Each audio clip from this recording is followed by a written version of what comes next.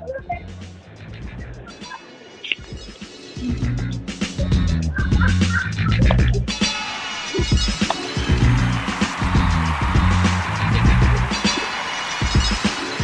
going on, good world? Happy Saturday. How y'all doing? Episode 6, Sports Talk with Mark, live from Los Angeles in the Good News radio station. It's your boy, Life of Mark. Again, at the Good News radio station, download us at the Google Play Store as well as the iTunes app, Good News Radio app. Today we got a special guest, y'all. Got a very, very special guest. He's a guy that I love dearly, like a big brother to me. The guy I've gotten to know over the last 3 years, and I promised you guys I was going to have good guests, on the show, that we're going to bring you guys, not just great guests, but people that do things all across the sports spectrum. So I've had boxing announcer, and now I finally have my first ever athlete on the show, which I'm very proud of, to do this in, only 6 episodes in. And actually, the guy that I am about to bring on, he's got a major fight coming up towards the end of the month here, April 27th, if I'm correct. So without further ado, let me actually get him back on here. I think the line I think he actually just dropped the call. Oh, snap. Well, hold on one second. While we get him back here, we lost the connection. But anyway, while I get my guest back on, I ain't going to spoil it for you guys just yet. What we got going on, I guess I'll talk about this now. I was going to talk about it at the end. Actually, I'll talk about it a little bit more at the end.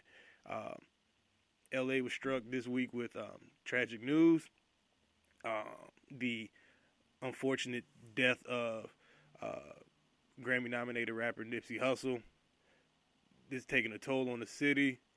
It's something I felt personally, being a resident here now, and something that I've gotten to see my peers grieve about. And things of that nature. And so I'll talk a little bit more about that at the end, but give me 1 second, you guys, as we try to just get things squared away here. But even the other things going on in sports and, just trying to, get things back in order here. One thing that we do have coming up actually today, we do have the NCAA Final Four. We have MSU against Texas Tech. It's a weird matchup. We have Virginia versus Auburn. It's another weird matchup. 3 of those 4 teams, I honestly could tell you, wouldn't have ever seen making it this far. Quite frankly, no. It's like, Auburn? When they get good in basketball? I mean, they had Charles Barkley once upon a time, but it's Auburn. They're known for football. What is this? Texas Tech basketball? Really? Ew. MSU, okay, yeah, they get to the Final Four every couple years. That's nothing new. It's nothing new. In Virginia, hey, nobody takes Virginia seriously. And another ew. Where'd they come from? Like, they're the dorks of the ACC. Wow. They are. If y'all hear anybody in the back, that is Miss Jackie, Mysterious Jax of the Ladies Night podcast. Hey. Also part of the Good News Radio family. Matter of fact, Jackie, get the headphones on real quick. Oh, no. Get the headphones on. Come on. What's going on? Come on. Which mic you on? What's that, 4? 4. All right. Jackie, what's good? What's going on, Mark? What's up? Happy Saturday. Happy Saturday to you, too. Happy Saturday. I see. You guys have to see this. He's all Dodgered out from head to toe. He's not from L.A., but he is sure repping L.A., and I love it. I love everything about your fit right now. Thank you. And I got the blue chucks on. Yes, you do. You came all, like, Dodgered out. I love it. Oh, yeah. Definitely, it was in salute to my guy, Nip. So we'll talk about that later. But matter of fact, take over the show for 1 second. We got a caller coming in on my cell phone. Oh my goodness. Well, yeah, my name is Mysterious Jax. Just here chilling. I had to come check out Mark on his show. He's gonna be on my show in like 2 weeks. If you want to catch him on that, it's gonna be at Ladies Night Radio Show, which is every Friday here at the Good News Radio at 7:30. I think our caller's back, right? Not yet.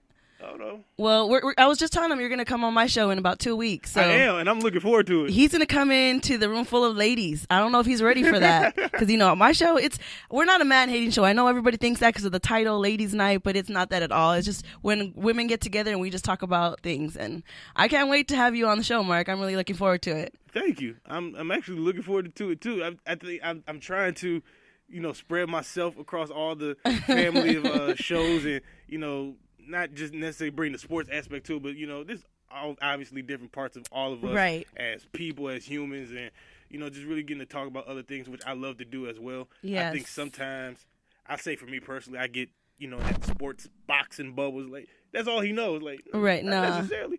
I like other stuff, too. Yeah. I like art. Yeah. I like poems. I like movies. And that's a good thing about the Good News family here is that we all network with each other. We go on each other's shows, and we all have different shows. All of our shows is completely different, but the fact that we can all adapt and get on each other's shows. Here we go. That's loud. Oh, yeah. All right, well, here we go. Phil. Yes, sir. All right. Oh, there's an echo in the back. But You got me now. Cool. So, all right. Let's say, everybody, ladies and gentlemen, welcoming first athlete to the Sports Talk with Mark podcast. We have one-time NCAA champion straight out of Penn State, two-time light heavyweight Bellator MMA champion, my homie, my brother, my friend, Phil Davis. What up, man? Man, that brought tears to my eyes, that introduction. Nobody's ever given me an intro like that, dog. Hey, man, seriously. First of all, you already know I look up to you, and you do something that I would never, ever attempt to do a day in my life.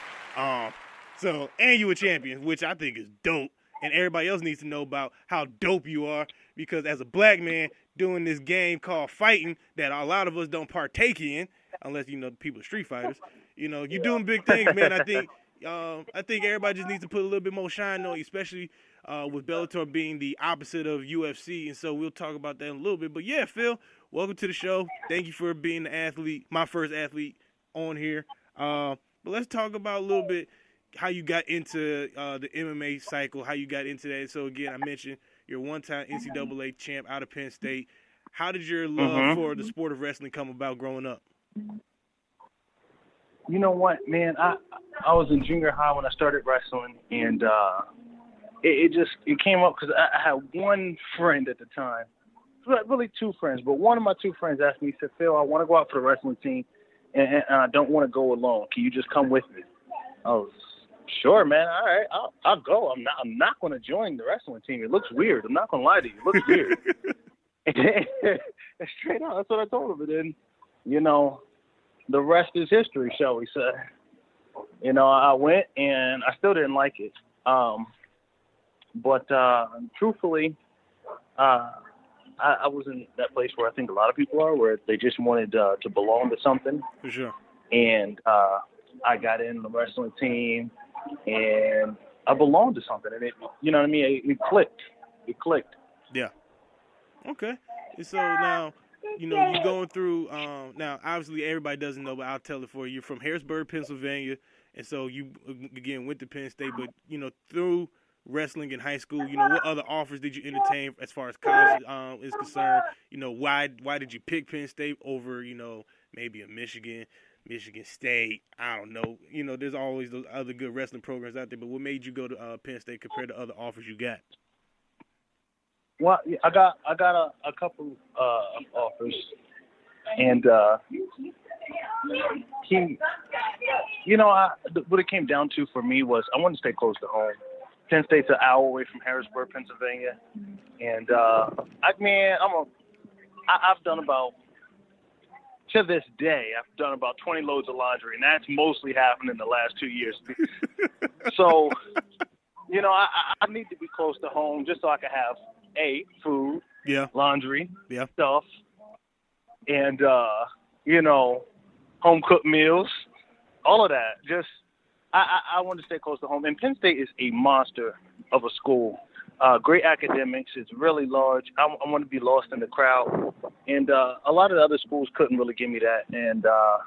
And now Penn State is, in terms of wrestling, is they're building one of those best of all time sort of teams. Right now, we've won 7 out of the last 8 national championships. Oh my God. Yeah, no, it's real. It's real. We're unstoppable right now. So that's why I chose Penn State. Okay. Now, with Penn State being the powerhouse school that it is, specifically in the sport of wrestling, give my audience some insight on what other powerhouses that are out there, specifically in the world of wrestling, because we know Penn State, for its football days, not necessarily basketball, but we get affiliated with all these other schools for basketball and football. But what other schools out there that draw those world-class wrestling athletes? You're right. All the Big Ten schools Okay. have a great wrestling program right now. Okay. All of them. Okay. Big Ten is where it's at. If you're a Big Ten champion, chances are you're top 3 in the nation, and you're one of the people who's a hopeful for the USA team. Okay. Like it's that kind of conference. Okay. Nice, man. Big Ten is where it's at in wrestling. Nice. But there's also Oklahoma State, Iowa State. Okay. So so those schools, obviously belong to the Big 12.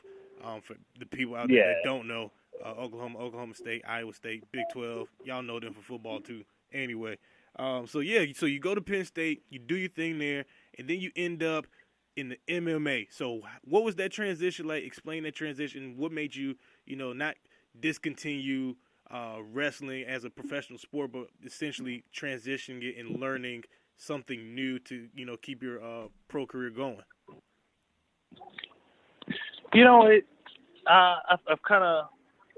I was interested in MMA coming out of wrestling, and the fact of the matter is, I knew some guys that were in MMA who I wrestled against, and I just thought, man, if these cats are doing it and being successful, man, I can be great, because I'll beat that dude at arm wrestling, thumb wrestling, any kind of wrestling. You know what I mean?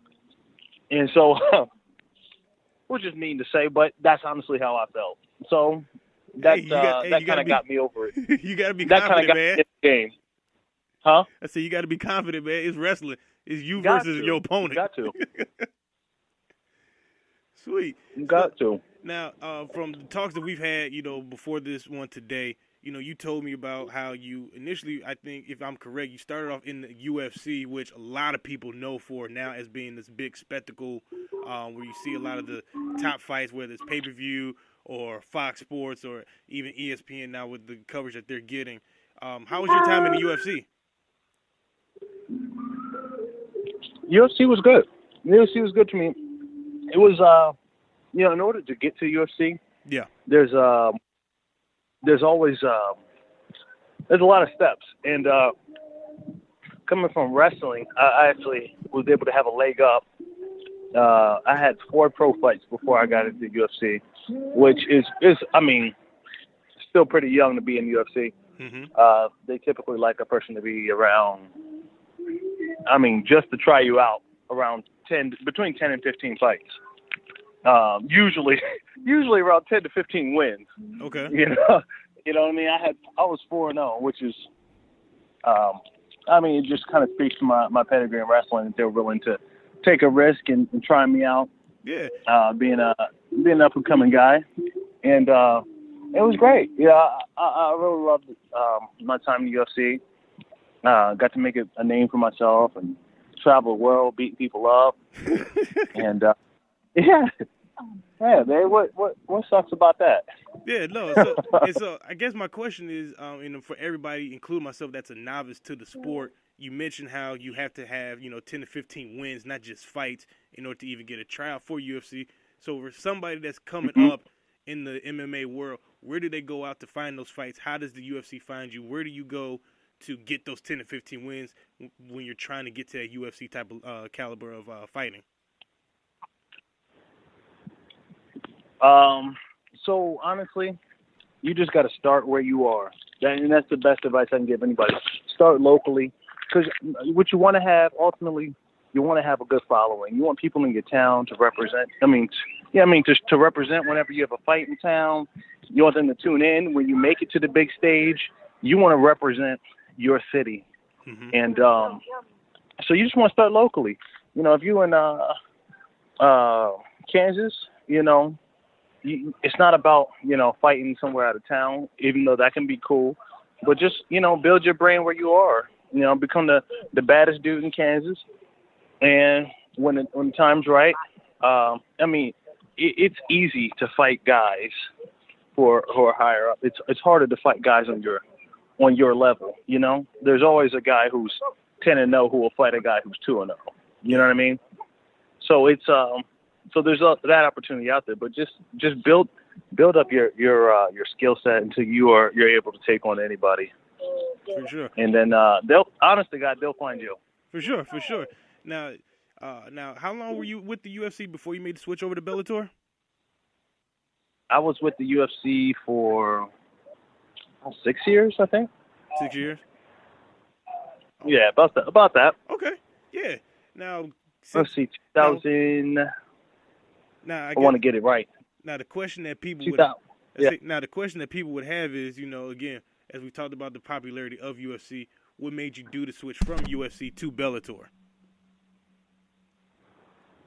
Well, this switch for me was simple. It was just Bellator was offering a better contract. For sure. And they had a better contract with better incentives and a couple other extra add-ons that I like. Okay. You know, and I mean, I don't plan to be fighting forever. Yeah, you gotta take what's there. Yeah. Yeah, and I guess too, and you and I again have had this type of conversation, you know, on a one-on-one basis. But explain to people who don't necessarily know the contract structure between UFC fighters versus boxers, where, you know, we've seen guys like Floyd Mayweather and guys like that who get paid per fight, and it's an individual thing, and it's a per event basis, where you just mentioned you have a contract with the entire league. You know, just explain that dynamic a little bit better, just so that people have a better understanding of the world that you're coming from. Oof. Oh, man, that is a long conversation. Without going, you know, nitty gritty into the legalese of it. But yeah.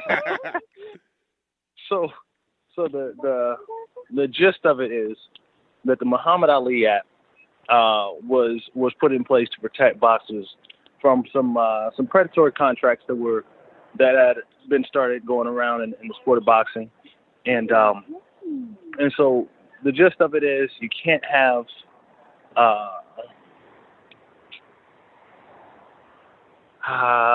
you can only have each fight is negotiated. So let's say this fight I'm fighting Oscar De La Hoya. Okay, well then we negotiate that fight. The next fight is against a guy who not that many people know. Well, that fight's going to be probably a lot less money. And so each fight's negotiated, but in MMA, more than likely your fight purse is simply scaled to your first fight, it will be for X amount of dollars. Your next fight will be for X amount of dollars, and so forth. And now there's also, this is where it gets a little bit delicate. There's an issue of pay-per-views and payment on pay-per-views, and that happens. Guys have that in MMA as well as boxing. There's just the contracts in MMA are a lot more restrictive, incredibly more restrictive. So guys are just not getting the same level of paydays with the same amount of exposure. Mm-hmm. Now, to take that and transition into, I guess, the future of the sport, how do you see, as a current fighter now, and you can, you know, see the light at the end of the tunnel coming, you know, down the road, you know, not immediate, but down the road, how do you see the sport of MMA sustaining the test of time and becoming a sport that we pay attention to in 20 years, in 30 years, 40 years, like we did with the sport of boxing, as we do with a bunch of other sports currently in America today? Well, it's just going to take more. It's just going to take legislation. Honestly, it's It's just MMA is in its beginning years. UFC celebrated 25 years not too long ago. Boxing's been around for a long time, and baseball, NFL, been around for quite a long time. And so as the sport grows older, there'll be more public interest, more legislation around the sport, and then guys will be able to. I don't even unionizing might be the answer, but it actually may not be the answer as well. So there's that could help, but honestly, it just takes more public interest, because more public interest will cause legislation, and that'll keep us in a good place in the long run. For sure. And just a couple more, and then I know you got to get back to your family there. One of the last things I wanted to ask you, Phil, you and I have gone to the same church before, and I know you're a man of faith, which not too many times we see a lot of professional athletes carry with them in and out of the ring or in and out of the field, whatever the case may be. But how do you keep your faith intact in the middle of that combat? How do I keep the faith and do what now? Well, in the midst of combat and being in a combat sport, where sometimes we may get the perception of fighters as these I guess non-faith-based people, but how do you fight all of that and fight that I guess stereotype and continue to be the person that you are? Honestly, the way I look at it is, we're all given gifts, and no matter what your gift is, you have the responsibility to do your job with integrity, and you have to use that gift to make Jesus known, and to bring people to Christ, and to live a life that is just as blameless as you can. And that's what I try to do with my approach towards fighting. I don't engage in a lot of things that other guys do, and I try to be unique in my approach towards fighting. Speaking of being unique, you have a very interesting nickname when they introduce you into the ring. Tell us what that nickname is and how that nickname came about. Mr. Wonderful is Wonderful. My moniker. Mr. Wonderful. Please say the Mr. Please say the Mr. Oh yeah, no, I said Mr. I got that from my cat in college. My cat in college was his name was Mr. Wonderful, and somebody stole him while I was away traveling, and so whenever I got started fighting, my college roommates, come to think of it, I think this was meant to be more of a joke, but I took it and ran with it. But they're like, yeah, why don't you just keep the wonderful name alive, So that's why I got it from my cat, wherever he might be at this time, probably in cat heaven somewhere. All right, potentially R.I.P. Mr. Wonderful. Yeah. Potentially, we don't know. Never forget. Never forget Mr. Wonderful. That's cool, man. Now, tell us about your next fight coming up April 27th. April 27th is a rematch versus Liam McGarry. He, I beat him for the Bellator title back in 2016. I remember watching that. And no, 2017. I'm sorry. And so, this guy, I understand it. I want some rematches, and you got to give up some rematches in order to get some. I don't honestly know why he wants this rematch. He didn't even get close to winning. This wasn't a close fight at all. Oh, I remember. This was not a, oh man, if I had 2 more minutes, I would have had him. Nah, this was a, get me out this cage, ref. But bless his heart, bless his heart. Bless his heart. Bless his heart. So,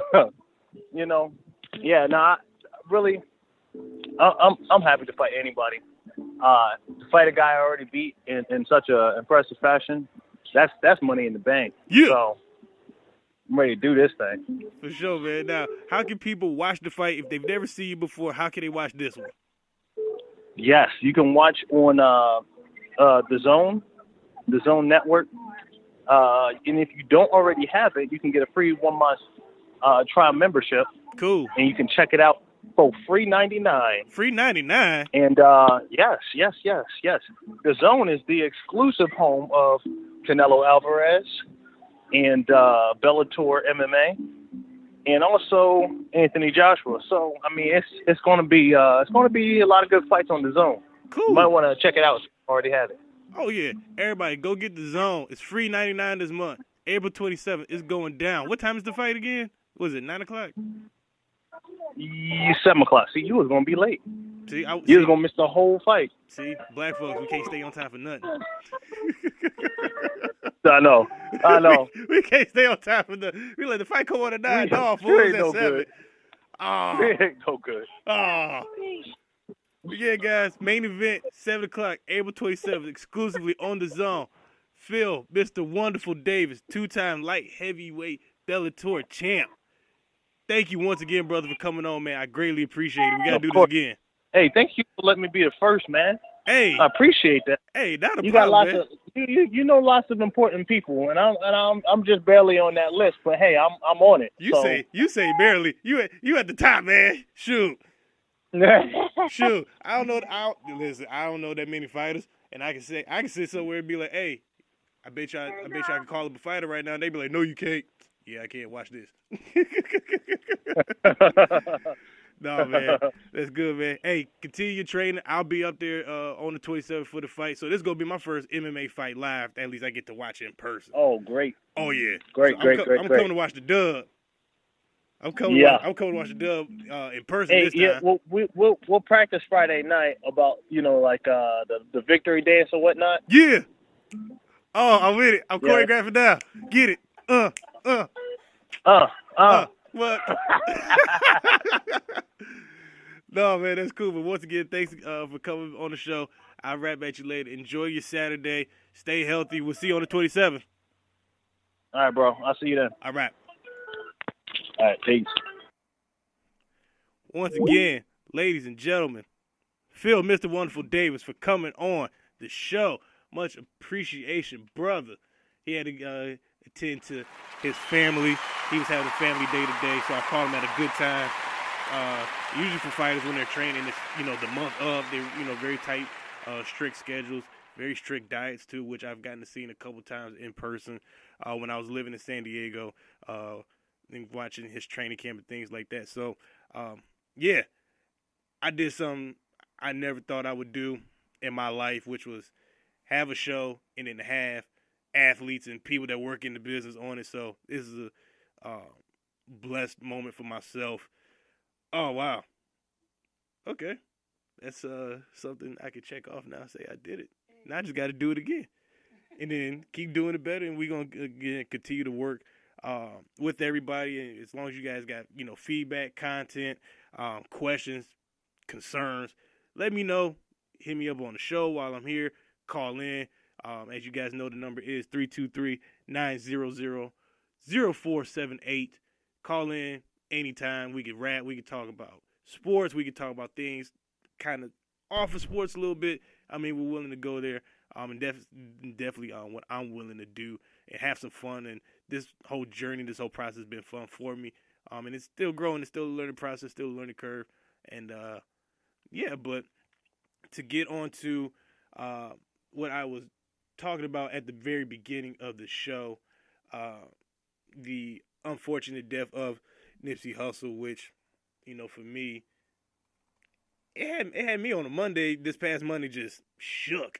I didn't know what to do, because for me, and I guess I've had a lot of people say this, whether it's social media or telling me in person, this, at least as an adult, is the equivalent of what our parents felt when Tupac passed, when Biggie Smalls passed, Biggie, his death being in Los Angeles, Pac being in Vegas, of course, Nipsey here in L.A.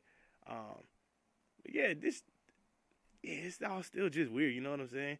But while I, just take your big talk dreams about to everything, new heights. While I just talk about everything, excuse that commercial. things happen. People had their computers up and running, but it's just unfortunate, man, for so many different reasons. It's just unfortunate, and like y'all heard Jackie say, I got my Dodger blue today because I definitely wanted to, leave, acknowledge it. Y'all know which crew he rode with. I'm not going to say it on here because I ain't a part of it. Not getting caught up in them. Nope. But the effect that's going on throughout the city this past week, I've seen a lot of people, especially a lot of black folks, come together. There was a peace walk on Slauson yesterday. That was awesome. Hopefully that can continue throughout time and not just be a very short temporary thing as people grieve.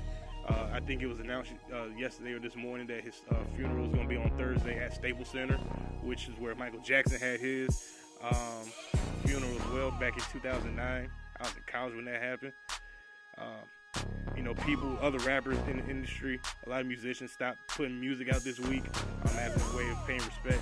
And I just think that when we lose somebody who had that big of an importance, and I think one thing about it too is a lot of people didn't realize the impact that he had until he was gone, because you had this niche fan group, you had those who spread the word about him. Obviously had the album Victory Lap that came out last year that was Grammy nominated. Unfortunately, he lost to Cardi B, but the fact that his type of music could get to that stage and to reach that audience on that particular night and be in the conversation of nomination, that's something we all strive to do. And not saying we're all trying to go win Grammys, but to be in the room and be in conversation with people that sometimes we feel ostracized by, feel like we aren't comfortable with, people who aren't comfortable with us, and to say, hey, you know what? I'm going to be the best version of myself. Whether you had a past, good or negative, people can always change who they are to do better for their families, themselves, their city, their neighborhood, this country, this world. So if anything, while we still mourn and grieve it, remember, you could be a Nipsey Hussle too. You don't even have to be a rapper to be a Nipsey Hussle. You just got to be somebody from wherever it is you from and just choose to do good, to choose to have that positive impact on people and let that legacy carry itself on from there. So that's how I'm remembering him, between just not just the music and listening to the music and spreading the music, but being an example for kids that look up to me, whether it's kids that start to follow me while I'm living here in LA, or excuse me, kids back in Detroit where I'm from, and always just having some type of footprint or imprint on where it is that I'm from, and just attempt to touch lives in a positive way. And I think that's something we can all do from this point on, if you're going to continue his legacy, just from that standpoint. So once again, rest in peace, Nipsey Hussle. Great dude. The stories I've heard, great man, great father, husband, great person to just South Los Angeles. And he'll definitely be missed by old fans, new fans, and those that end up finding out who he was in years, down the line. So on that note, everybody, find peace, be open to love and share love, and remember, be blessed. I am out of here.